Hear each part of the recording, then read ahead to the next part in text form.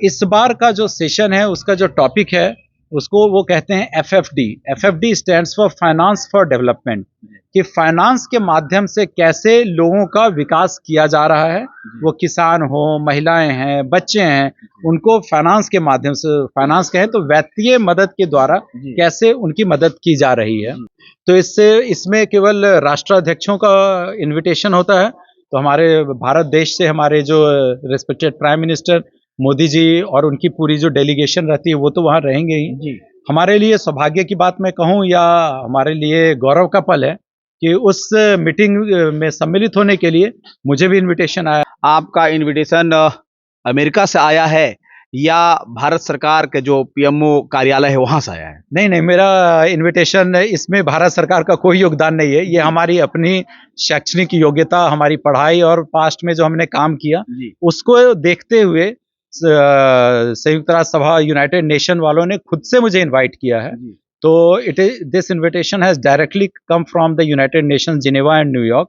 There is no contribution from PMO और prime minister of India और the government of India. This invitation has been extended to me in my capacity.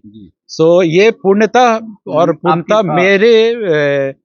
मेरी योग्यता और मेरे अनुभव को वो समझना चाहते हैं, जानना चाहते हैं कि एक व्यक्ति जिसने इंग्लैंड में पढ़ाई की, जिसने इटली में जाकर पढ़ाई की, दुनिया के 70 देशों में घूमने का जिसे अवसर मिला, जिसने अफ्रीका और इंडोनेशिया और एशिया के कई देशों में काम किया और सारे कामों को छोड़कर वो राजनीति में जब वो आता है तो उसे बिहार और भारत की राजनीति से क्या नया सीखने को मिला। हमारे साथ आनंद प्रियदेव जी हैं जो यूनाइटेड नेशन में जॉब करते हैं, उसके बाद राजनीति में अपना पैर रखते हैं और गोविंदपुर विधानसभा से चुनाव भी लड़ते हैं। बहरहाल चुनाव तो हार जाते हैं और यूनाइटेड नेशन में एक इवेंट होने वाली है और उसके लेकर जो है प्रधानमंत्री, भारत के प्रधानमंत्री को इनविटेशन मिला है। वही बात करें तो नवादा के लाल आनंद प्रियदेव जी का भी इनविटेशन आया है। इनसे जानने का प्रयास करेंगे। पहले तो स्वागत है मगध टाइम्स में। धन्यवाद। जैसा कि आपने कहा तो मैं आपको थोड़ा सा ये बैकग्राउंड बता देता हूँ जिससे कि आपके दर्शकों को, लोगों को समझने में। तो संयुक्त राष्ट्र सभा जो विश्व की सबसे बड़ी संस्थान है जिसमें कि दुनिया के 193 देश मेंबर हैं और उनका साल में 2 बार असेंबली होती है। जैसे आपने अभी सुना कि मॉनसून सेशन चल रहा था पार्लियामेंट में दिल्ली में जी, और विधानसभा का भी हो, तो वैसे ही साल में 2 बार उनका सेशन होता है जिसमें कि भारत जैसे जितने भी देश हैं उनके प्रधानमंत्री और स्टेट हेड को जाना पड़ता है। तो संयुक्त राष्ट्र सभा का 2 हेडक्वार्टर है, एक न्यूयॉर्क में है, एक जिनेवा में है। तो एक असेंबली उनकी न्यूयॉर्क में होती है और एक जिनेवा में होता है। तो उसमें विश्व के जितने भी राष्ट्राध्यक्ष हैं, दुनिया की जितनी बड़ी संस्थाएं हैं, जैसे वर्ल्ड बैंक है, आईएमएफ है, यूरोपियन यूनियन है, आसियान है, सार्क है, उनके मेंबर्स भी वहां पर रहते हैं। और जो बड़े बड़े दुनिया के जो एनजीओज हैं, जैसे सेव द चिल्ड्रन है, एमनेस्टी इंटरनेशनल है, ये उनके मेंबर्स रहते हैं और अपनी बातों को वहां पर उठाते हैं जिससे कि राष्ट्राध्यक्ष जो है लोग उनकी बातों को सुन सकें और जो समस्याएं हैं उस पर बात की जाए। तो इस बार का जो सेशन है उसका जो टॉपिक है उसको वो कहते हैं FFD. FFD stands for finance for development, कि फाइनेंस के माध्यम से कैसे लोगों का विकास किया जा रहा है। वो किसान हो, महिलाएं हैं, बच्चे हैं, उनको फाइनेंस के माध्यम से, फाइनेंस कहें तो वित्तीय मदद के द्वारा कैसे उनकी मदद की जा रही है। तो इसमें केवल राष्ट्राध्यक्षों का इन्विटेशन होता है।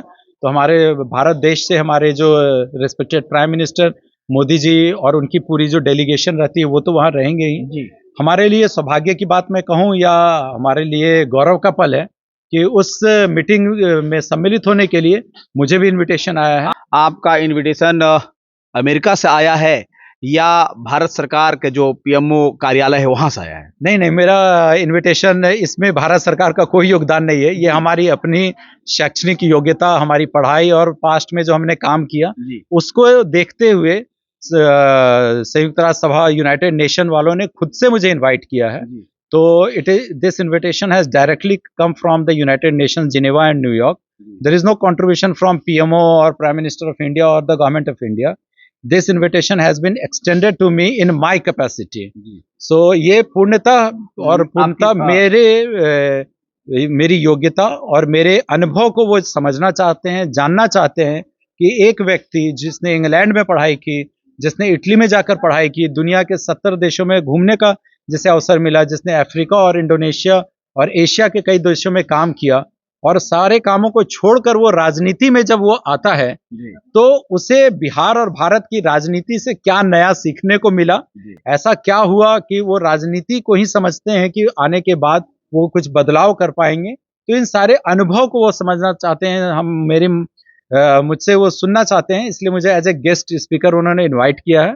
10 मिनट का टाइम उन्होंने मुझे दिया है। उस 10 मिनट के टाइम में मुझे पूरे भारत से लेकर बिहार की स्थिति पर चर्चा करनी होगी, बिहार की राजनीतिक स्थिति पर चर्चा करनी होगी, यहाँ पर नौजवानों की क्या स्थिति है, रोजगार की क्या स्थिति है, शिक्षा की क्या स्थिति है, इस पर बात करनी होगी।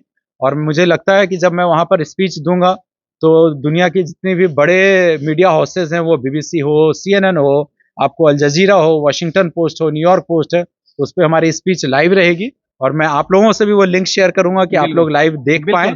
बिल्कुल। अभी तक जिन लोगों का बोलने का अवसर मिला है, बात करें तो मनमोहन सिंह, अटल बिहारी वाजपेयी जी, नरेंद्र मोदी जी जा रहे हैं, उसके बाद आपको मौका मिल रहा है और शशि थरूर जी भी वहां जाकर बोले हैं, है ना? नहीं, हम सबों के लिए गर्व की बात है। और मेरे परिवार, मेरे माता पिता, मेरे गार्जियन, हमारे गांव, सबों में खुशी की तो बात है ही कि हमारे छोटे से गांव से निकला हुआ बच्चा अगर जिनेवा में जाकर सिकरिया, नवादा, बिहार की बात करेगा तो कहीं ना कहीं इन सबों का प्रतिनिधित्व होगा। ये अलग बात है कि हमारे गांव के जो हमारे चाचा होंगे, हमारे गांव के जो कृषक होंगे, हमारे गांव की जो महिलाएं होंगी, चाची होंगी, दादी नानी, वो जिनेवा नहीं जा सकती हैं, लेकिन उन्हें इस बात का एहसास होगा कि उनका जो बच्चा है, उनका जो बेटा है, उनका जो भाई है, उनकी बातों को उस दुनिया के जो सबसे बड़े प्लेटफॉर्म पर है, उनकी बातों को जोरदार तरीके से, धारदार तरीके से अपनी बातों को रख रहा है और उनकी आवाज वहां तक के राष्ट्राध्यक्षों तक उनकी बातों को पहुंचाने का काम कर रहा है।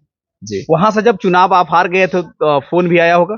हाँ, सहयोगी, चूंकि आपके साथ मेरे साथ जितने भी लोग थे, मेरे जितने मित्र थे, जिन्होंने मेरे साथ पढ़ाई की इंग्लैंड में, जो मेरे साथ थे, जो मेरे प्रोफेसर्स थे, मिस्टर बॉब डेकॉन का मैं इसलिए नाम ले रहा हूँ कि भारत में जितनी भी पॉलिसीज आज के डेट में चल रही है, ये जो आप सर्व शिक्षा अभियान देखते हैं या मिड डे मील की बात करते हैं, या आप ये सहिया और ये आशा दीदी की बात करते हैं, मनरेगा की बात करते हैं, तो कहीं ना कहीं ये सारी पॉलिसीज बाहर में डिजाइन हुई थी। ये यूनेस्को और UN ने डिजाइन किया था। तो जब मैं रिजाइन कर आ रहा था तो उन्हें बड़ी उम्मीद थी कि जब आप जा रहे हो तो वहां के लोग आपको हाथों हाथ उठाएंगे, लोग आपको बहुत ही मान सम्मान और आपको जिताने का काम करेंगे। तो मेरे साथ हमारी एक मित्र, उन्होंने भी रिजाइन किया था और वो रोमानिया देश की रहने वाली थी। रोमानिया ईस्टर्न यूरोप का एक पार्ट है, तो वहां से वो MP का चुनाव लड़ रही थी। तो वो तो वहां चुनाव जीत गई क्योंकि वहां के लोगों ने एक पढ़ी लिखी बेटी को जिताने का काम किया। और जब मैं हार गया तो वहां के लोगों को बड़ा आश्चर्य हुआ, वो जानना चाहते थे कि ऐसा क्या हुआ। उन्हें लगा कि मुझसे भी बहुत कोई पढ़ा लिखा, काबिल, टैलेंटेड बंदा था जो तुम्हें शिकस्त दिया हो। लेकिन मैं अपनी जन्मभूमि, अपने गोविंदपुर, अपनी मातृभूमि की कहीं भी मैं ये तो नहीं कह सकता था ना कि लोगों ने मुर्गा और दारू में बिककर लोगों ने वोट देने का काम किया। तो मैंने बोला नहीं, मुझे जिस कैंडिडेट ने हराया वो मुझसे भी बहुत पढ़े लिखे थे, उन्होंने ऑक्सफोर्ड और कैम्ब्रिज से PhD कर रखा है, उन्हें सालों का अनुभव है, जिसकी वजह से उन्होंने मुझे हराया। तो तब उन्होंने कहा कि तब फिर सही है, जब तुमसे ज्यादा पढ़े लिखे थे, तुमसे ज्यादा टैलेंटेड थे, तब उन्हें जीतना चाहिए। वो अलग बात है कि लोगों को पता है कि उन्होंने कहा था कि गोविंदपुर दुधिया रोशनी से नहा जाएगी, मैं सैलरी नहीं लूंगा, मेरा तनख्वाह छात्रों के फॉर्म भरने के लिए, उनके रोजगार के लिए व्यतीत होगा। तो वो अलग बात है, चुनाव में झूठ बोला जाता है और उन्होंने बड़ी कुशलता के साथ झूठ बोला, इसमें कोई दो राय नहीं है। ये सारे लोग रोजगार कर रहे हैं, वो तो अपनी, जैसे अभी किसान मोरी बुन रहे हैं, उन्होंने मोरी बुनने का काम किया, जब फसल तैयार हुई तो काट लिए।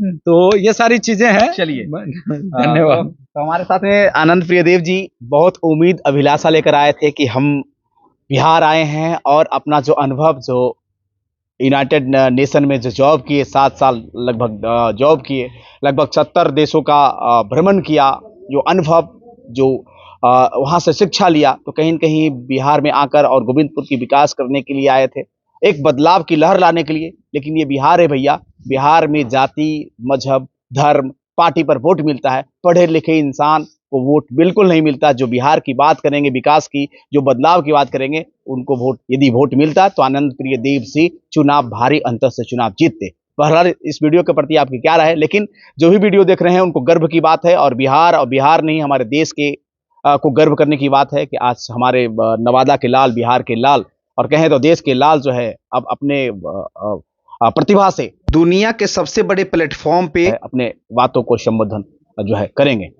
बहरहाल इस वीडियो के प्रति आपकी क्या राय है, अपना प्रतिक्रिया कमेंट बॉक्स में जरूर देंगे। धन्यवाद।